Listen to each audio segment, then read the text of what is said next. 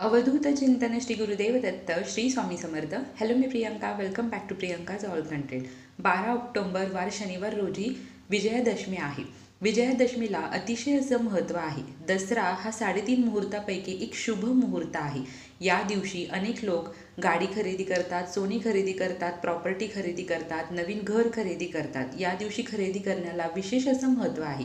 तुम्ही तुमच्या यथाशक्तीनुसार कुठलीही गोष्ट खरेदी करू शकता.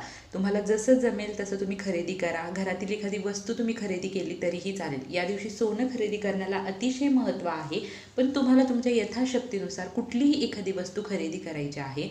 त्याचप्रमाणे आजच्या या व्हिडिओमध्ये दसऱ्याच्या दिवशी आपट्याच्या 2.5 पानांचा आपल्याला एक उपाय पाहायचा आहे. हा उपाय केल्याने नक्की काय होतं आणि 2.5 पानांचा उपायच का करायचा याबद्दलची संपूर्ण माहिती या व्हिडिओमध्ये मी तुम्हाला देणार आहे. त्यामुळे व्हिडिओ संपूर्ण पहा. तुम्ही चॅनलवरती नवीन असाल तर चॅनलला जरूर सबस्क्राईब करा. तुम्हाला काय करायचं आहे, दसऱ्याच्या दिवशी सकाळी लवकर उठायचं आहे. लवकर उठा, स्नान करा, स्वच्छ वस्त्र परिधान करा. आपलं पूर्ण घर डीप क्लीन तुम्हाला करून घ्यायचं आहे. स्वच्छ घरं करा, स्वच्छ पुसून घ्या, आजूबाजूचा सगळा परिसर स्वच्छ करून घ्या. त्याचप्रमाणे तुम्ही सकाळी लवकर उठून सूर्याला अर्घ्य द्या, तुळशी मातेची पूजा करा, नित्य देवपूजा करा. या दिवशी हळदीचं उंबऱ्याचं लेपन, उंबऱ्याला हळदीचं लेपनही तुम्हाला करायचं आहे. यामुळे तुमच्या घरातील नकारात्मक शक्ती बाहेर निघून जाते आणि घरात सगळं काही पॉझिटिव्ह वाटतं. सकारात्मक शक्तीचा संचार घरामध्ये होत असतो आणि सणावाराला या छोट्या छोट्या गोष्टी केल्या तर तेव्हा आपल्याला तो सण असल्यासारखाही वाटतो आणि त्या सणाचं महत्त्वही आपल्याला वाटत असतं.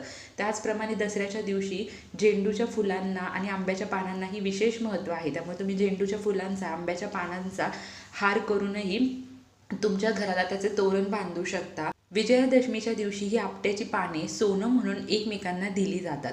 तर विजयादशमी का साजरी केली जाते, तर प्रभू श्रीरामांनी या दिवशी रावणाचा वध केला होता. म्हणजे वाईट गोष्टीवरती चांगल्या गोष्टीचा विजय प्राप्त म्हणून विजयादशमी साजरी केली जाते. विजयादशमीच्या दिवशी आपण ह्या छोटे छोटे उपाय, छोट्या छोट्या सेवा केल्या ना, त्याला विशेष असं महत्त्व असतं. आपल्या घरातील आपल्या सर्व व्यक्तींचं रक्षण होत असतं. घरामध्ये सुख, शांती, समृद्धी नांदते. नकारात्मक शक्ती बाहेर होते.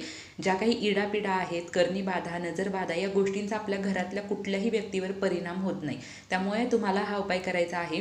बघा, हा उपाय काय आहे आणि या उपाय केल्याने काय होतं. तर दसऱ्याच्या दिवशी तुम्हाला 2.5 पानांचा, जो आपली आपट्याची 2.5 पानं आहे त्याचा उपाय करायचा आहे. 2 संपूर्ण पानं आणि एकाचं अर्ध पान असं घ्यायचं आहे. तुमच्या हा उपाय जो आहे तो तुम्हाला तुमच्या घराच्या आजूबाजूला जिथे कुठे स्वामी केंद्र आहे तिथे जाऊन करायचा आहे. किंवा जर तुमच्या घराच्या आजूबाजूला कुठेच स्वामी केंद्र नसेल तर तुम्ही घरामध्ये तुमच्याकडे जो स्वामींचा फोटो असेल, मूर्ती असेल, तिथे हा उपाय केला तरीही चालेल.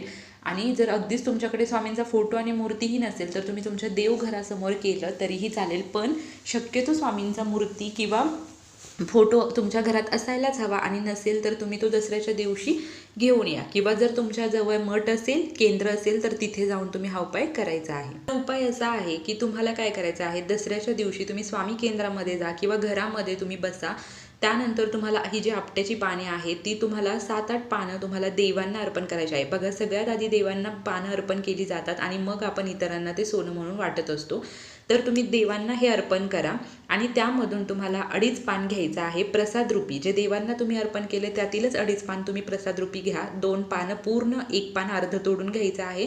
आणि ही जी 2.5 पानं आहेत ही नेहमी तुम्हाला तुमच्याजवळ स्वामींचा आशीर्वाद म्हणून ठेवायचा आहे. तुम्ही तुमच्या वॉलेटमध्ये ठेवू शकता, तुमच्या पर्समध्ये ठेवू शकता, तुम्ही तुमच्या मिस्टरांच्या वॉलेटमध्ये ठेवू शकता. तुम्हाला जर समजा देवघरात 2.5 पान ठेवायचे तिथे 2.5 पान ठेवा. तुम्ही तिजोरीमध्ये 2.5 पान ठेवा. जिथे बिझनेसचा तुमची जागा आहे तिथे तुम्ही ठेवू शकता. म्हणजे तुमच्यासोबत राहील अशा ठिकाणी तुम्ही ते नेहमी ठेवू शकता. आता घरातल्या प्रत्येक व्यक्तीने जर हा उपाय करायचा म्हटलं तर प्रत्येकाला 2.5 पान हे वेगळं घ्यायचं आहे. मग तुम्ही अर्पण करताना जेवढं तुम्हाला लागणार आहे तेवढी पानं मोजून देवाला अर्पण करा आणि त्यातून 2.5 घेऊ शकता. तुमच्यासाठी वेगळं, मिस्टरांसाठी वेगळं, मुलांसाठी वेगळं, देवघरात ठेवण्यासाठी वेगळं, तिजोरीत ठेवण्यासाठी वेगळं, बिझनेससाठी वेगळं, अशा पद्धतीने ही पानं या पानांमुळे काय होतं तर तुम्हाला प्रत्येक गोष्टीमध्ये यश येतं. म्हणजे तुम्ही कष्ट करता पण त्याला जर नशिबाची साथ नसेल तर त्या कष्टाला काहीच अर्थ नसतो. तेव्हा मग या पानांमुळे तुमच्या कष्टाला नशिबाची साथ मिळेल. नकारात्मक शक्ती तुमच्या घरामध्ये तुमच्या कुठल्याच गोष्टीमध्ये संचार करणार नाही. सतत सकारात्मक गोष्टीचाच संचार असेल. नजर बाधा, करणी, इडापिडा या गोष्टी राहणार नाही. सुख, शांती, समृद्धी नांदेल. सौभाग्याची प्राप्ती होईल, लक्ष्मी प्राप्ती होईल. जेव्हा तुम्ही देवाला ही पानं अर्पण करणार आहात तेव्हा तुम्ही देवाला प्रार्थना करू शकता की हे देवा, माझ्या घरामध्ये सुख शांती समृद्धी नांदू दे, कधीच वाईट गोष्टींचा परिणाम घरामध्ये होऊ देऊ नका, ज्या आहेत त्या बाहेर निघून जाऊ द्या आणि परत कधी वाईट गोष्टी घरामध्ये प्रवेश करू देऊ नका. त्याचप्रमाणे कष्टाला नशिबाची साथ मिळू द्या, इडापिडा, नजरबाधा, करणीबाधा अशा गोष्टींचा प्रभाव माझ्या घरात कोणावरतीही पडू देऊ नका, अशा कुठल्याही प्रार्थना तुम्ही देवाला करू शकता. हा उपाय घरातला कुठलाही व्यक्ती करू शकतो. याने करावा त्याने करावा असं नाही, मुलाने मुलीने स्त्री पुरुष वयोवृद्ध कोणीही हा उपाय करू शकतं. हा उपाय तुम्ही दसऱ्याच्या दिवशी सकाळी दुपारी संध्याकाळी तुमच्या वेळेनुसार कधीही हा उपाय करा, पण नक्की करा. याचे तुम्हाला अनुभव आल्याशिवाय राहणार नाही. ही आपट्याची पाने जी आहे ती नेहमी तुम्हाला तुमच्यासोबत ठेवायची आहेत. तुम्ही समजा एखादा डील करायला चालला आहात, एखाद्या ठिकाणी घर खरेदी करायला चालला आहात, प्रॉपर्टी खरेदी करायला चालला आहात, अशा ठिकाणी सुद्धा तुम्ही ह्या गोष्टी घेऊन जाऊ शकता, म्हणजे याने तुम्हाला यश येईल. या तर मोठ्या मोठ्या गोष्टी झाल्या, पण तुम्ही लहान लहान गोष्टींसाठी पण, मुलांच्या ॲडमिशनसाठी असेल, कधी कुठे समजा नवरदेव नवरी पाहायला जाणार असाल तर अशा ठिकाणीही जाऊ शकता. जिथे तुम्हाला असं वाटत असेल की मला यश यावं आणि तुमच्या मनात कुठेतरी निराशेची भीती असेल तर अशा ठिकाणी तुम्ही ही पानं नेहमी सोबत ठेवा. बघा, तुम्हाला यश आल्याशिवाय राहणार नाही. बरोबरच तुम्ही उंबरा लेपन करणार आहात तिथे स्वस्तिक काढा. त्या स्वस्तिकमध्ये 4 टिपके, कडेने 2 लाईन, तेव्हा स्वस्तिक पूर्ण होतं. हळद कुंकू अक्षता फुले वाहून उंबऱ्याची स्वस्तिकची मुख्य दरवाजाची पूजा करायची आहे. छोटीशी रांगोळी तुम्ही अंगणामध्ये काढा. त्याचप्रमाणे जे आंब्याचं पानाचं तोरण मी तुम्हाला मगाशी म्हटलं तर ते सुद्धा लावायचं आहे. जर तुम्ही आंब्याची पानं आणि झेंडूचं तोरण लावलं तर यामुळे माता लक्ष्मी तुमच्या घराकडे आकर्षित होत असते. या सर्व छोट्या छोट्या गोष्टी आहेत, पण याला दसऱ्याच्या दिवशी विशेष महत्त्व असतं. दसरा हा 3.5 मुहूर्तांपैकी एक शुभ मुहूर्त आहे, त्यामुळे या छोट्या छोट्या गोष्टी तुम्ही करा आणि त्याचे अनुभव तुम्ही नक्की घ्या. त्याचप्रमाणे दसऱ्याच्या दिवशी तुम्हाला दान करायचं आहे. दान करण्याला विशेष असं महत्त्व आहे. दान केल्याने तुमच्या घरातील दारिद्र्यता, इडापिडा निघून जात असते. तुम्ही 5 रुपयाचं दान करा, 10 रुपयाचं दान करा, पण दान करा. आणि दान अशा व्यक्तीला करा की ज्या व्यक्तीला खरंच त्या दान करण्याची, आपण जे दान करतोय त्या व्यक्तीला त्या गोष्टीची गरज आहे. नाहीतर आपण दान करणार आणि ते समोरच्या व्यक्तीला काहीच गरज नसेल, अशा व्यक्तींना दान केलेलं तुमचं दान व्यर्थ जाईल. त्यामुळे अशा व्यक्तीला दान करा की खरंच त्या व्यक्तीला त्या गोष्टीची कदर असेल. दसऱ्याच्या दिवशी स्वच्छ वस्त्र परिधान करा, सगळीकडे स्वच्छता ठेवा.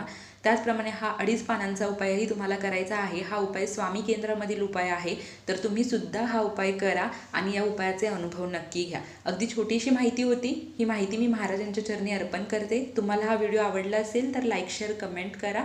Shri Swami Samarth. Bless you all.